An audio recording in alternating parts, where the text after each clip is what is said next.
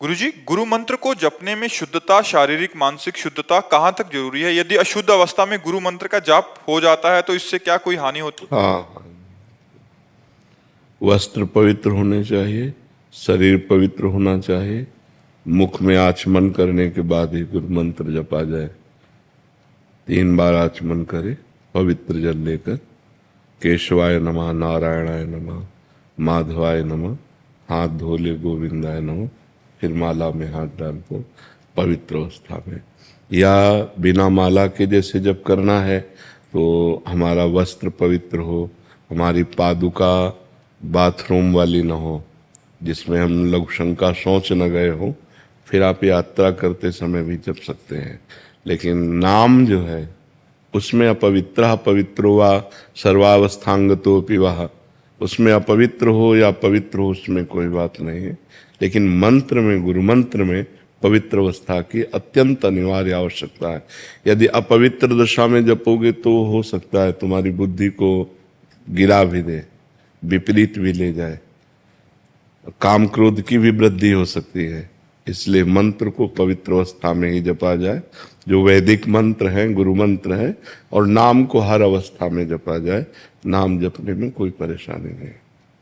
महाराज जी, जैसे गुरु मंत्र शुद्ध अवस्था में है, घर में कोई आता है उसके चरण छूना पड़ते हैं, तो अगर वो शुद्ध अवस्था में छू लेंगे उसको, हमारा स्पर्श उसको, हाँ, तो फिर हम जा करके पंचपात्र से गंगा जल या यमुना जल रखा जाता है, वह पवित्र वा सर्वावस्थांगतो पिया, यह स्मृत पुंडरीकाक्षम स्वाभ्यांतरा शुचि, अपना छिड़क लिया फिर चल गए, फिर जप सकते हैं। ऐसे जैसे माँ है और उसका छोटा बच्चा है और वो बार बार शौच करता है, उसको शौच को फेंकना है और वो बार बार नहाएगी थोड़ी, बार बार कपड़ा थोड़ी धोएगी, हाथ धोया और जल छिड़क लिया, अपने भजन में लग गए।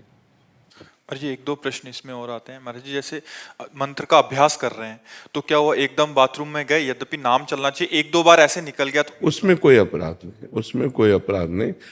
अभ्यास वसात जो हो रहा है वो बात अलग है, जानबूझकर हम नहीं फिर से याद आया तो फिर नाम हाँ बिल्कुल, उसमें कोई अपराध नहीं। हाँ महाराज जी, एक और था, जैसे किसी की सेवा में संलग्न है, मतलब जैसे कोई वृद्ध की सेवा कर रहे हैं, उस समय आप मंत्र जप सकते हैं।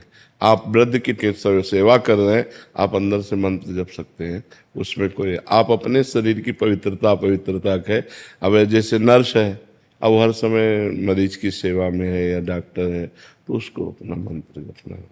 और खास बात ये पवित्रता अपवित्रता देह भाव से है।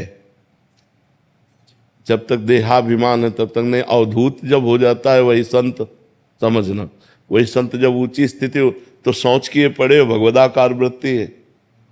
जब आगे बढ़ जाया जाता है ना, फिर इसकी कोई परवाह नहीं रहती।